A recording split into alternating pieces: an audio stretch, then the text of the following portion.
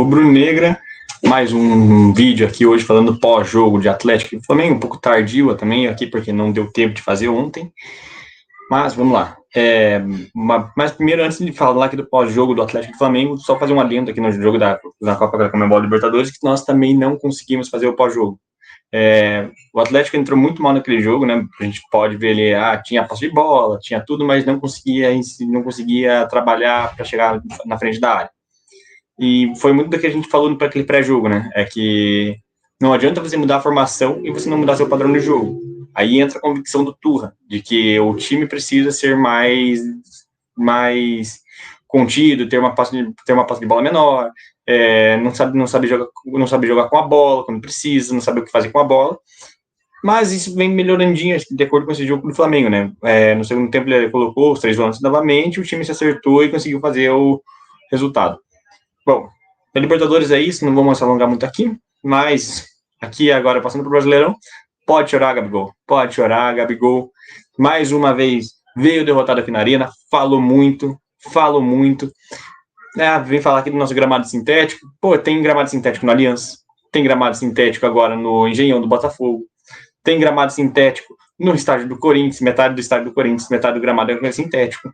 Agora sempre é o gramado do Atlético que é o ruim. Não é os outros, é sempre os outros. É só uma birrinha que ele tem com o Atlético em si. Não só o Gabigol, mas com a mídia inteira, né? E veio aqui e se lascou novamente. Fez o gol dele de pênalti, para variar, e na hora de resolver, não conseguiu, pipocou. Fernandinho chegou 2 vezes nele ali, uma já deu uma rapada nele, já levou ele pro chão ali. E a segunda deu uma encarada ali e o Gabigol não cresceu, né, pra cima dele. Porque aí ele não tem capacidade para crescer pra cima de jogador maior que ele, né. Ele só cresce em cima de jogadores que estão começando carreira, que não tem uma longa história no futebol, porque ele sabe que quando ele chega um cara mais firme que ele não é o bonzão dali, né. Mas enfim, análise do jogo. Pedro Henrique, parabéns, cara. Está se redimindo cada vez mais no Atlético. Das últimas 5 partidas que ele fez no Atlético, 3 ou 4 foram acima da média em que ele foi o destaque da partida. Ontem, um jogo extremamente seguro do Pedro Henrique. Não perdeu uma bola. Ontem o Pedro Henrique foi monstruoso. Toda hora. Indo para cima, se jogando na frente da bola, dando carrinho, dando passe, saindo e tendo uma saída de bola qualificada. E isso mostra que o Pedro Henrique tem que sim ser o titular da equipe. Hoje o Pedro Henrique é o titular absoluto da posição, junto com o Thiago Heleno. E o Pedro Henrique, além disso, ele já demonstrava muita raça antes daquela besteira que ele fez na final da Libertadores, e agora ele voltou com mais sangue no olho ainda, né? É um jogador que é importante para o nosso elenco, e ainda mais com o Zé Ivaldo nessa questão aí de vou renovar, não vou renovar, joga contra a proposta para lá e joga contra a proposta para cá. O Pedro Henrique vai reconquistando titularidade, eu acho que agora para não sair mais, né? Mesmo que o José Ivaldo venha a renovar nesse momento. Então, Thiago e Pedro Henrique, perfeito. Thiago Heleno também fez um jogo ok. O Kelvin e o Pedrinho abaixo novamente, os dois. O Kelvin ainda conseguiu safar com uma assistência ali para o gol do Eric. Mas o Pedrinho, novamente, uma partida bem abaixo do Pedrinho. O Pedrinho não tem culhão, acho que, para jogar no Atlético nesse momento. Eu acho que é um cara que tem talento, mas que precisa, talvez, de novos ares ou até mesmo um banco para aliviar a pressão que está em cima dele, porque ele começou a errar e fazer erros bobos por causa de que ele estava sentindo a pressão da torcida já. Ele já estava se sentindo desconfortável em fazer uma jogada mais arriscada. Ele fazia a jogada mais simples, mesmo assim errava. Então o Pedrinho ele tem que ou ser emprestado ou dar um tempinho para ele ali, dar uma posição para o Fernando agora no jogo contra o Inter para ver o que vai acontecer, porque o Pedrinho de fato está muito mal e não vejo perspectiva de melhora assim tão rápida. Vale lembrar também que o Pedrinho tem 21 anos, eu acho, ou 20, alguma coisa assim, então é novo, tem que dar mais tempo para ele se desenvolver, talvez não no Atlético, ou talvez entrando no decorrer do jogo seja mais adequado para o Pedrinho, né? Falando agora um pouco também do Rômulo, que foi o primeiro substituído do Atlético, né, já no intervalo. Na minha perspectiva, foi uma partida bem abaixo dele. Ele perdeu a bola que deu origem ao um quase gol do Flamengo, e ele perdeu a bola que deu origem ao pênalti do Fernandinho, né?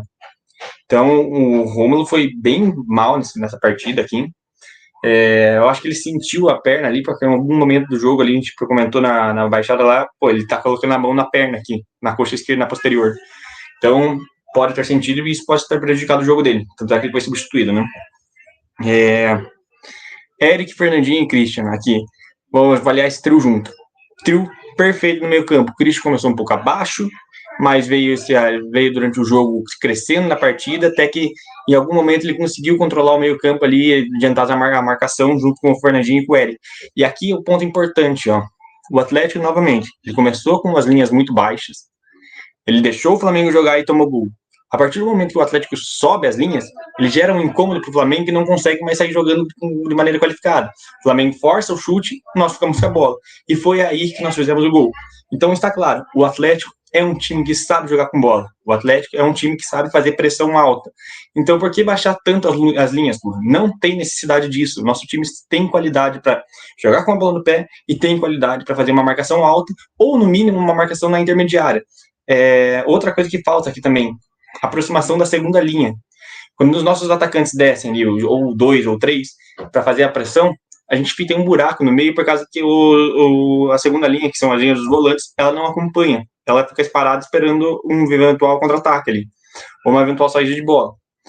Dá mais segurança para o Atlético em questão de evitar levar um contra-ataque rápido ali? Dá mais segurança.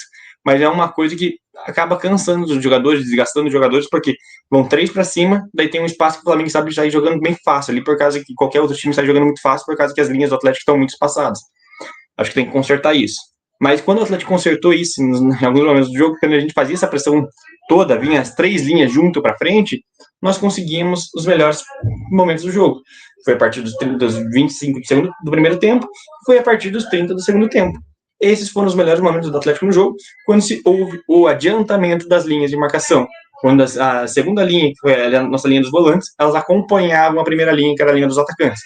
Aí sim, nós tivemos uma melhora significativa na questão de aproximação, na questão de dificuldade de dificultar o jogo do Flamengo de sair jogando, que é o estilo São Paulo, de sair jogando com o goleiro, então tinha que adiantar essa linha. Então, espero que isso tenha sido servido de teste por Turra, para que ele possa observar que o nosso time tem capacidade de subir mais as linhas e, consequentemente, jogar um futebol melhor subindo essas linhas. Mas, enfim, Eric, partidaça do Eric, novamente, mais uma partida do Eric. O Eric, eu acho que é um jogador extremamente subvalorizado no Atlético, e é uma coisa que eu não entendo, porque é um jogador extremamente qualificado para estar no elenco. É um jogador que pode sim brigar pela titularidade, e eu acho que, na minha opinião aqui, pode ser impopular, mas eu acho que o Eric é sim mais jogador que o Alex Santana.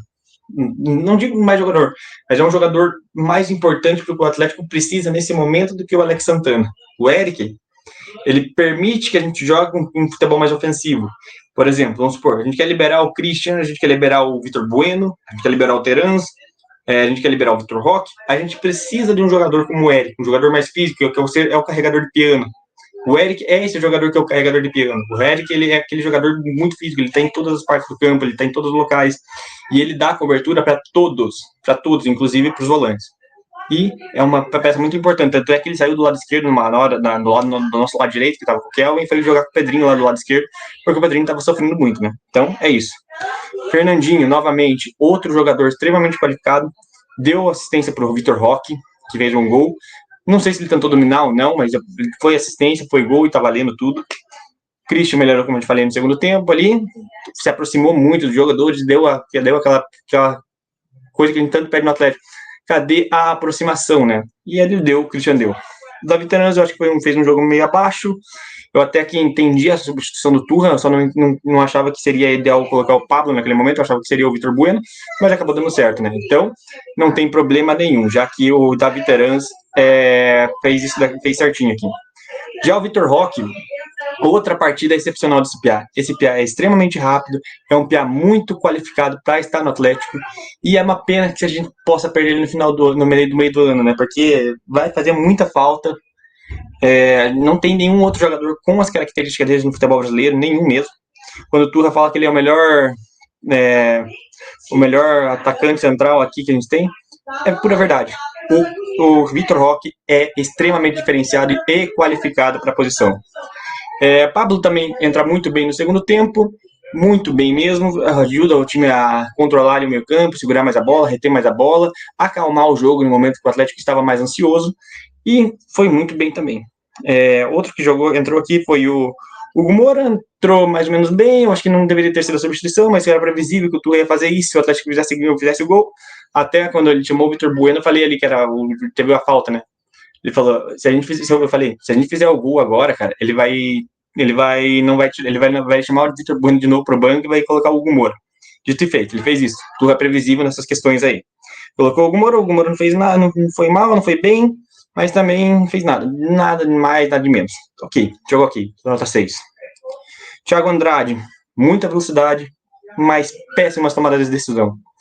E ainda não tem um chute tão qualificado quanto o do Coelho. Então, eu acho que entre Thiago Andrade e Coelho, eu ainda prefiro o Coelho, apesar do Thiago Andrade, eu acho que ter o potencial de evolução, mas toma as mesmas decisões erradas do Coelho e tem um drible pior do que o do Coelho. Então, para mim, o Coelho tá na frente, deveria estar na frente dele. Canóbio, mais um jogo ruim. Entrou mal no campo, só correu também ali, é um jogador muito voluntarioso, mas só isso também. Não faz mais nada que além disso. E o Brian entrou só no finalzinho, não deu para fazer nada, né? Então é isso, mais uma vitória do Atlético no campeonato. A gente entra numa situação confortável nesse momento no campeonato. E chegamos a 6 pontos. Vamos agora para o jogo contra o Internacional. Esperamos uma vitória lá também. Provavelmente o time vai ter algumas mudanças, se é necessário também, porque veio uma sequência muito grande. Vitor Roque saiu sentindo, mas vamos ver aí. É isso. Então falamos até no próximo vídeo. E valeu a todos que acompanharam aí. Deixe suas opiniões aí. Última coisa antes de falar. Racismo. A gente vai fazer um vídeo específico sobre isso. Mas, infelizmente, nós tivemos mais um caso de racismo dentro da Arena da Baixada. Tem muita gente que eu vejo que tá falando, mas foi um gordão, ele estava imitando um gordão, não dava pra saber se ele estava falando de macaco. Gente, aquilo é claramente um sinal de macaco para uma pessoa que estava lá na torcida do Flamengo. Isso daí não é provocação. Você fazer isso daqui do Gabigol, provocar, beleza. Você fazer o cheirinho, beleza. Você xingar os caras lá de cima, beleza. Agora, você cometer um ato racista, você tem tantas coisas para fazer ali para provocar a torcida adversária, gritar lá, como a torcida inteira gritou no momento lá, Real Madrid, pode esperar, a sua hora vai chegar. Você faz isso daí, cara. Você tá envergonhando a nossa torcida, você tá envergonhando um dos maiores jogadores da nossa história, que é o Fernandinho, que é o Thiago Heleno, que foi que tem o Eric aqui, tem o Cirino, teve o Micão, teve tantos outros jogadores negros que passaram por aqui, Kleber Pereira, enfim, o Washington Assis, o maior jogador da história do futebol brasileiro, negro, Pelé, e a gente faz isso daqui com cor de pele, cara. Isso daí é ridículo. Infelizmente, a gente termina assim e vai parar na mídia novamente como uma torcida racista. A gente não tem uma torcida racista, mas nós temos idiotas dentro da nossa torcida que fazem isso. Mais uma vez, um idiota sem até o uniforme do clube, né? É um cara que é aventureiro, que vai lá pro estádio para brincar, certo? Nunca tem experiência de estádio e vai fazer essas besteiras aí. Mas enfim, vamos terminar com um clima feliz aqui. Atlético venceu novamente o Flamengo, chegou a 6 pontos do Brasileirão, se recuperamos. Vamos jogar contra o Inter, eu acho que a gente tem possibilidade de vitória sim. E também no meio do final de semana contra o Curitiba. E a gente tem que acabar com essas ervilhas aí, né? Mas é isso, time. Valeu aí pra camisa rubro-negra. Não se esqueçam de curtir o vídeo, compartilhar e comentar no nosso canal falando a sua opinião aí. Valeu. E se inscrevam, hein?